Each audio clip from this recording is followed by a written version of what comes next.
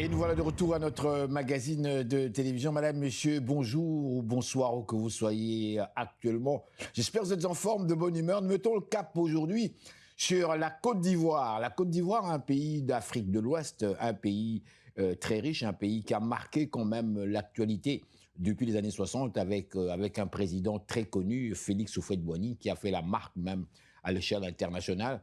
La Côte d'Ivoire a vécu il y a de cela quelques années une guerre suite aux élections, où on a pu remarquer que les Nations Unies ont joué un rôle très important. Aujourd'hui, la Côte d'Ivoire semble très apaisée. On parle de paix en Côte d'Ivoire, mais on parle également d'élections très prochainement en Côte d'Ivoire. Et nous avons avec nous une tête d'affiche qui est actuellement dans la ville d'Abidjan, justement en Côte d'Ivoire, pour nous donner une idée assez précise sur les prochaines élections en Côte d'Ivoire, où des nombreux acteurs, ou en fait des personnes comme moi qui sommes curieux, où on s'interroge un petit peu à savoir est-ce que ça va chauffer en Côte d'Ivoire avec ce qui se passe actuellement. Bonjour, comment allez-vous? Oui, ça va très bien. Vous êtes monsieur? Je suis monsieur Kouya Nyepa, à l'état civil. Je suis artiste comédien. Mon nom d'artiste en Côte d'Ivoire, c'est Guy de Fer. C'est mon nom d'artiste. Voulez-vous répéter ce Voilà. nom-là? Voulez-vous répéter pour qu'on puisse bien saisir ce nom-là? Je dis mon nom à l'état civil, c'est Kouya Nyepa. D'accord, mais l'autre nom? Voilà, mon nom d'artiste comédien qui est connu en Côte d'Ivoire et puis même dans le monde, Oui. c'est Guy de Fer. Guy de Fer. G-E-I-D-E-F-E-R. Le fer. Guy de Fer. Est-ce qu'il y a une définition par rapport à ce nom? Bon, c'est un nom que j'ai pris, qui me plaît bien. Dans le jargon, dans la langue locale, oui, c'est la panthère.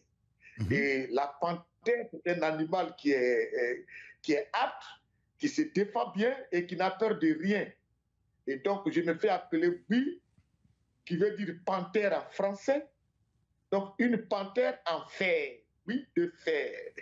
Une panthère qui n'a peur de rien, finalement. Eh bien, c'est un plaisir, Monsieur Kouya Nyepa, de vous rencontrer. On échange comme ça, naturellement, avec le grand sourire. Au fait, avant d'aller plus loin, dites-moi, il doit faire beau là-bas actuellement à Abidjan, puisque vous êtes à Abidjan. Quelle température il fait actuellement? Oh, il fait beau. Aujourd'hui, aux environs de 12 heures GMT, il y avait un beau soleil.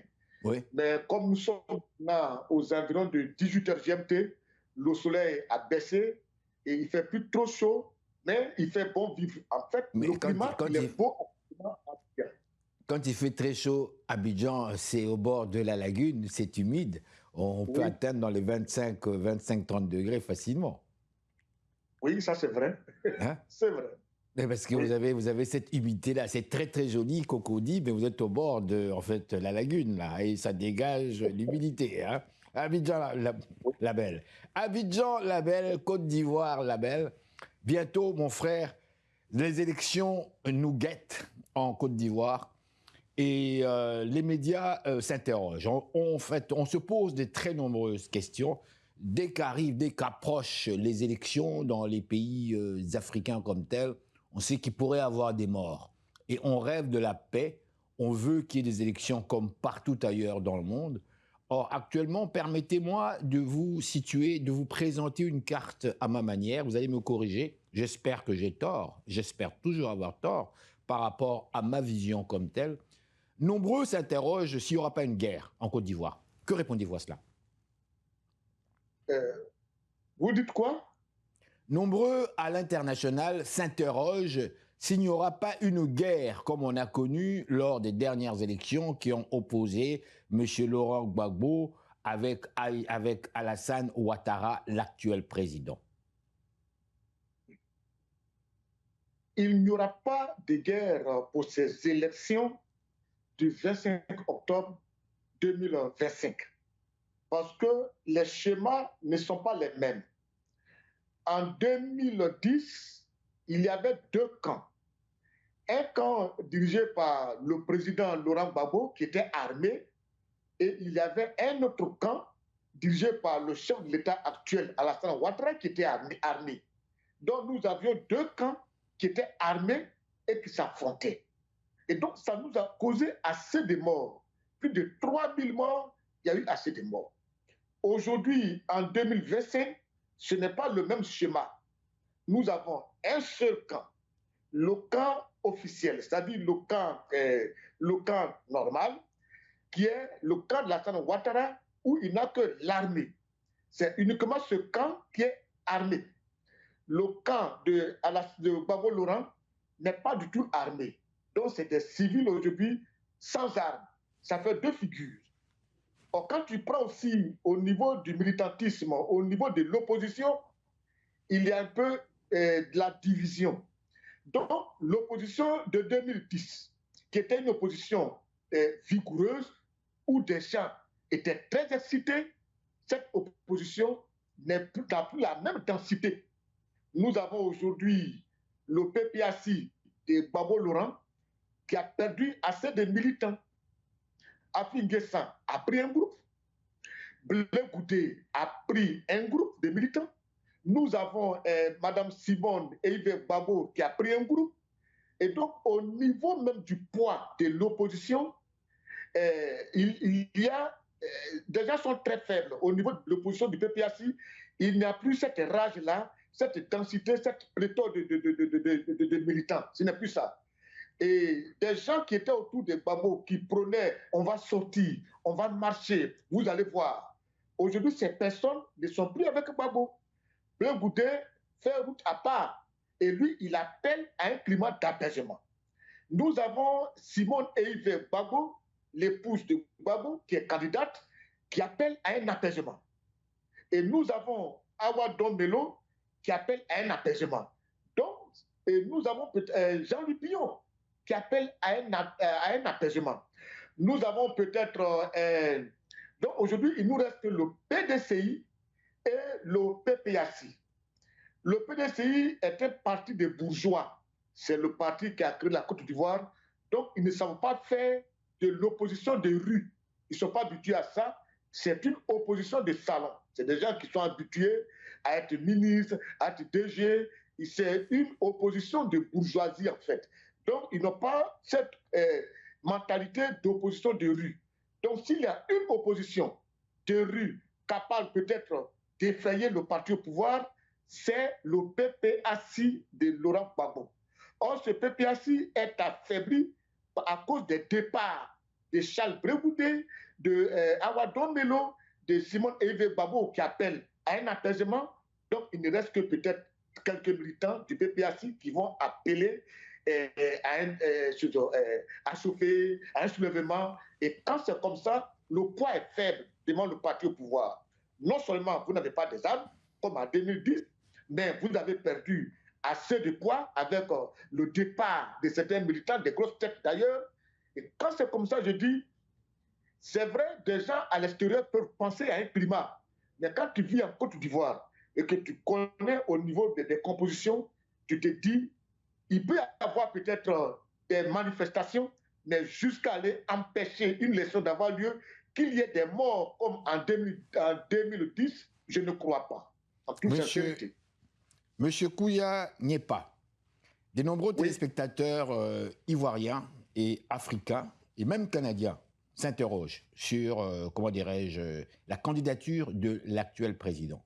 Je n'irai pas loin, je vous laisse commenter. Comment expliquer que M. Alassane Ouattara, qui avait déjà affirmé, laissez-moi terminer, qui avait déjà affirmé à quelques reprises que je ne me représenterai pas, se représente actuellement, a posé sa candidature officiellement à la présidence de la République. D'autres s'interrogent, au fait, comment se fait-il qu'on a presque écarté un certain nombre de candidats connus? La question maintenant que beaucoup se posent, est-ce que la France de M. Macron, qui vit actuellement une crise absolument incroyable, avec évidemment ce que nous connaissons, la guerre en Ukraine, cette perte-là de l'hégémonie européenne au regard des pays africains comme tels, les pays d'Afrique de l'Ouest qui ont constitué également une zone. Tout ça fait peur quelque part à la France qui perd beaucoup d'argent. Alors nombreux ici se demandent, se disent, mais tiens, encore une fois, puisque plusieurs disent que c'était M. Chirac qui avait placé Ouattara à ce pouvoir, d'autres disent que c'était Macron qui l'avait placé là, et certains se disent, est-ce que la France ne va pas encore une fois intervenir pour placer M. Ouattara qui serait le candidat de la France de M. Macron? D'abord, merci. Au niveau de la candidature d'Alassane Ouattara pour ces élections, moi, je préfère être constant dans ma logique. Allez-y. Lorsque les gens faisaient le référendum pour une nouvelle république, j'ai animé une émission qu'on appelle Tout feu, tout flamme, bien suivie en Côte d'Ivoire, sur une radio, Radio Jam. À cette émission, j'ai reçu M. Cissé Bakongo, qui est un haut cadre du RHDP, qui était accompagné d'un cadre aussi du PDCI, parce que les deux étaient ensemble. Et à cette émission, on leur a dit, si au référendum, le oui le remporte, eh bien, Alassane Ouattara serait en mesure de briguer un autre mandat. Mais comme le PDCI d'alors, avec le RDR, se sont attendus, ils étaient de connivence, ils m'ont dit non, le chef de l'État ne sera pas candidat. Et quelques jours après, Alassane Ouattara dit je ne serai pas candidat. J'ai dit je ne suis pas là pour les humeurs. Ouattara le dit, ça c'est en tant que lui. Mais la loi que moi je sais, dès qu'il y a une nouvelle république, c'est qu'on reprend tout à zéro. Et donc ce qu'on peut faire, c'est d'aller voter non pour que le non l'emporte, pour ne pas qu'il y ait une nouvelle république, pour ne pas donner la chance à Alassane Ouattara de se représenter. Mais le PDCI de Henri Konan Bédié, avec le RDR, Alassane Ouattara, qui sont dans le RADP, se sont attendus pour que le oui passe. Parce qu'ils avaient fait des calculs. En fait, Alassane leur a dit de manière verbale, je ne serai pas candidat. Le verrou aussi a sauté, de l'âge a sauté, qui puisse permettre à Bédié d'être candidat. Donc, c'est des calculs que le PDCI a fait avec le RDR qui a permis que le oui l'emporte. Dès que le oui l'emporte, moi, je n'ai plus de débat à faire. Je dis Alassane Ouattara peut être candidat pour un deuxième mandat pour une nouvelle république. Ça, j'ai toujours dit ça ici et j'ai toujours défendu cette position. Donc, oui, pour vous, il est tout à fait normal que M. Alassane Ouattara, l'actuel président, se représente dans ce cas comme futur président de la Côte d'Ivoire. Pour vous, c'est tout à fait correct, c'est bien cela? C'est correct. Et je l'ai toujours dit, c'est pas aujourd'hui je le dis. Depuis des années, je l'ai dit ça. Et j'ai dit, pour moi, c'est terminé. Je ne suis plus dans ce débat-là. Cette nouvelle république donne droit à Alassane Ouattara d'être candidat à nouveau. Dites-moi, que répondez-vous? Que répondez-vous aux Ivoiriens qui disent que Ouattara vous a payé, vous? Ouattara vous a soudoyé, vous? On a vu des photos, on a vu des photos de vous, monsieur. On a vu des photos de vous reçues par Madame Alassane Ouattara et décorées même. Êtes-vous un ami de la famille Ouattara? Je vous dis quelque chose. Je n'ai jamais été... D'abord, Alassane Ouattara, je vous dis sincèrement, je ne l'ai jamais salué main à main. Il ne m'a jamais vu, en toute sincérité. C'est dans le cadre de mes activités que j'avais demandé une audience à la première dame afin de parrainer mon spectacle au Palais de la Culture. Oui. Et elle a donné son accord. Et elle m'a reçu à 2 reprises à son cabinet. Je vous ai très bien reçu, d'ailleurs. Elle m'a très bien reçu en toute sincérité. Bien sûr. Et je vous dis quelque chose. S'il y a quelqu'un qui est plus critiqué en Côte d'Ivoire, je critique beaucoup Alassane Ouattara. Ça, je vous dis très sincèrement. Et même, il y a des gens de son clan, des ministres, qui refusent souvent de me recevoir parce que je critique. J'ai dit non, moi j'ai fait mon travail et ils font leur travail.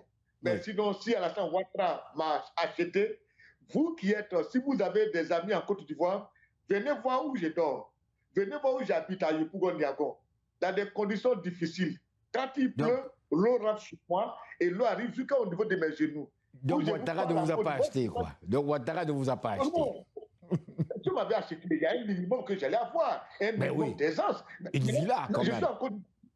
Je n'ai même pas de voiture en Côte d'Ivoire. Je me déplace avec des taxis. Je n'ai pas de véhicule. Les ministres, d'autres qui sont là souvent, d'autres ne peuvent pas me recevoir. Non, toi, tu critiques ici. Tu critiques ici. Bon, tu vois. Mais je préfère être honnête dans ma position. Oui. Parce que la guerre a eu lieu en 2002, chers frères, j'ai vu dans la région de Diokwe une petite fille qu'un lobby a arraché la tête.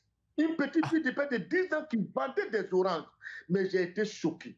Et j'ai dit, voilà une petite fille qui n'a rien à voir dans la politique et qu'on tue. Mais si cette petite fille est morte, c'est que nous tous, nous avons échoué. Moi, en tant qu'artiste, j'ai échoué.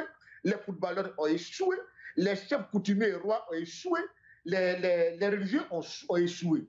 On n'a pas été capable d'interpeller les hommes politiques. Ils sont arrivés jusqu'à la guerre et des gens meurent Les inutilement, gens meurent de pour manière rien. innocente. Et donc, cette Dites-moi, fois-ci, je prends ma position et je vais les critiquer jusqu'à mon dernier retranchement. Et ça, je le fais. dites-moi, Moi, ma ça m'a dernière pas question. choqué. Ma dernière Oui. question, puisque le temps, vous savez, le temps passe tellement vite à la télévision. Dites-moi, quelle est votre vision, votre regard par rapport aux prochaines élections? En fait, je vais aller droit au but. Pensez-vous que M. Alassane Ouattara, l'actuel président, va gagner les Oui. prochaines élections? Ou est-ce que ce sera M. Laurent Gbagbo, puisqu'on parle de deux têtes d'affiche ici? Je n'ose pas citer Tidiane Thiam, qu'on a écarté quelque part du PDCI, jeune, qui a accepté de céder sa place quelque part aux vieux, comme on dit. Il reste deux grosses têtes. Il y a M. comment dirais-je, Alassane Ouattara, qui est le président actuel et qui veut garder le pouvoir comme tel. Lorsqu'on observe d'ailleurs, comment dirais-je, la carte géopolitique mondiale actuelle, lorsqu'on observe la situation de la France dans cet échiquier comme tel, la faiblesse française par rapport à la force, comment dirais-je, russe comme telle, lorsqu'on observe le fait que M. Trump a lâché quelque part l'Europe, l'Union européenne, on s'interroge à savoir si M. Macron n'a-t-il pas les yeux droits vers la Côte d'Ivoire, envers son candidat qui serait M. Alassane Ouattara. Alors, je pose ici ma dernière question. Selon vous, croyez-vous qu'on parle ici de la victoire de M. Ouattara, qui est l'actuel président, ou encore ce sera Laurent Gbagbo qui, lui, a fait la prison, qui, lui, a été à la Cour pénale internationale et qui, lui, se demande encore que fait Ouattara? Parce qu'il n'était pas seul dans cette guerre. Il y avait Ouattara aussi qui avait fait la guerre. On se demande si ce sera au tour de M. Ouattara d'aller visiter la Cour pénale internationale ou bien va-t-il rester au pouvoir? Ma dernière question. Allez-y. Oui.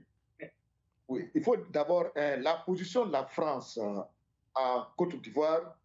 Il faut dire que les opposants commettent assez d'erreurs. Moi, j'ai vu, par exemple, le raisonnement des supporters de Gbagbo qui apprécient les gens de l'AES. AES, c'est le Mali, le Burkina, le Niger, qui ont vraiment le soutien de la Russie. Alors, lorsque nous sommes sur un terrain de ce genre et que la Russie fait une percée au niveau de l'Afrique de l'Ouest en entrant au Mali, au Niger et puis au Burkina, et que vous qui êtes des opposants en Côte d'Ivoire et que vous faites les yeux doux à l'AES et à la Russie, eh bien, comprenez que la France, qui a peur de perdre le dernier bastion qui lui reste de la Côte d'Ivoire, vous comprendrez que la France va se réveiller pour dire attention, si on perd la Côte d'Ivoire risque de se retrouver dans le groupe de la Russie. Et donc, il faut appuyer fort pour que la Côte d'Ivoire reste pour la France. Et pour que la Côte d'Ivoire reste pour la France, qui peut faire du bien, qui peut faire les affaires de la France, c'est bien Alassane Ouattara en toute sincérité. Voilà, et ça aussi, voilà ce calcul que j'ai fait. De deux, au niveau des élections, d'abord, Thiam a été écarté. Ce n'est pas la faute à Alassane Ouattara, c'est un problème juridique. Thiam ne s'est pas défait de sa nationalité française pour venir s'inscrire sur la liste électorale. Donc, ce n'est pas normal, c'est du faux. Et donc, on a retiré son nom sur la liste électorale. Il doit attendre qu'il y ait une autre révision de liste électorale pour venir s'inscrire maintenant en tant qu'Ivoirien. Donc ça, ce n'est pas un débat. C'est un débat. Et Thiam, de manière très honnête, il doit le reconnaître. Au lieu de dire des choses, non, ce n'est pas vrai. Et non, vous savez, on peut faire de la politique, mais la faire autrement. Au niveau de Gbagbo Laurent, je me dis, il y a des décisions politiques. Là-bas, on peut prendre une décision politique. Gbagbo, il était chef d'État, il a été candidat, Ouattara a été candidat. Après, il y a eu des histoires. Gbagbo est parti à La Haye, Gbagbo est revenu. Ici, il est condamné. Ça, je me dis que c'est des décisions politiques qu'on peut prendre pour permettre à Gbagbo Laurent d'être candidat. Il peut être candidat si on prend une décision politique. Voilà, ça peut se faire. Voilà. Donc, si ce n'est pas fait dans ce cas, moi, je ne peux pas, je n'aime pas commenter les décisions de justice, je préfère les observer. Mais si Ouattara va être élu en Côte d'Ivoire, je vous dis oui, Alassane Ouattara sera élu en Côte d'Ivoire. Les 90% des Ivoiriens aujourd'hui sont très contents des travaux réalisés par Alassane Ouattara. Je vous dis sincèrement, moi je vous dis, l'âge que j'ai actuellement, j'ai vu Houphouët Boigny gouverner, j'ai vu Bédié gouverner, j'ai vu Gbagbo gouverner et j'ai vu Alassane Ouattara gouverner. Aujourd'hui, il fait bon vivre en Côte d'Ivoire. Tu peux faire un projet sur 2 ans, 3 ans, parce qu'il y a la paix. Il a réussi à maintenir la quiétude, la paix. La Côte d'Ivoire est devenue fréquentable. Les hôtels sont remplis. Chaque week-end, Abidjan est rempli, Bouaké est rempli, Saint-Pedro est rempli. Yamoussoukro, en fait, il fait bon vivre en Côte d'Ivoire. Donc la vie est belle en Côte d'Ivoire. Oui, au niveau des infrastructures, venez voir les hôpitaux, les écoles, les universités, ça parle. Demandez à tous ceux qui sont en Côte d'Ivoire, ils le reconnaissent. Quand tu vois au niveau même du social, mais les fonctionnaires ont été débloqués. Aujourd'hui, les fonctionnaires sont très bien payés. Il y a ce qu'on appelle le 13e mois qui existe en Côte d'Ivoire, qui n'a jamais existé et qui est aujourd'hui en Côte d'Ivoire. Tout le monde le reconnaît, même que ce soit les opposants, ils reconnaissent que Alassane Ouattara a fait un beau travail. La Côte d'Ivoire aujourd'hui est debout. D'accord. Juste parce que nous avons dépassé déjà le temps. Nous avons déjà dépassé le temps, malheureusement. Mais juste une dernière question, une dernière question. Dites-moi, la diaspora ivoirienne vous observe. La diaspora ivoirienne qui vit à l'étranger vous observe. Parmi les critiques ici, on a vu ce qu'ils appellent l'invasion du Moyen-Orient vers la Côte d'Ivoire, avec les différentes crises qu'on a connues au Moyen-Orient comme tel. On se demande ici le marché. Le marché, en fait, on parle ici des industries moyennes en Côte d'Ivoire. Voici le mot. Les industries moyennes, en commençant par le café et d'autres industries, on a constaté que ce sont les étrangers qui possèdent cette industrie.